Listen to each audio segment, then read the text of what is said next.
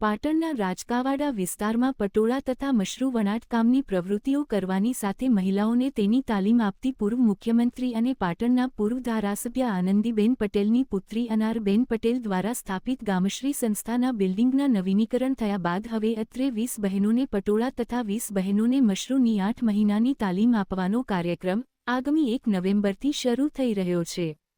ગુજરાતમાં પટોળા અને મશરૂ વણાટની પરંપરાઓના પુનરુત્થાન અને ક્ષમતા નિર્માણના ભાગરૂપે તાલીમ કાર્યક્રમ પાટણ ખાતેથી શરૂ થયેલા વર્ગનું ઉદ્ઘાટન પાટણ જિલ્લા પોલીસ અધિક્ષક વી.કે. નાઈના હસ્તે કરાયું હતું।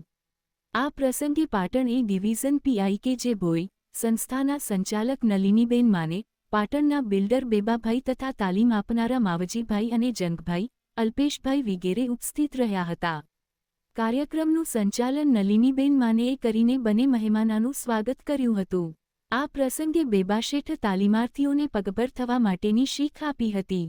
આ પ્રસંગે એસપી વી.કે. નાઈએ જણાવ્યું કે પાટણની આ સંસ્થાએ નાના સ્તરે મહિલા ઉત્કર્ષની ચિંતા કરી છે।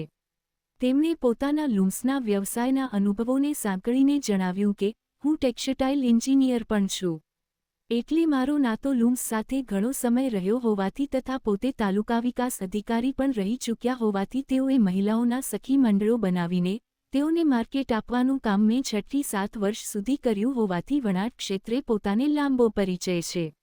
વધુમાં અનુરોધ કરતાં કહ્યું કે લોકોના જીવન સંઘર્ષને વાંચશો કે તેઓને મળશો તો તમે ઝડપી પ્રગતિ કરી શકશો।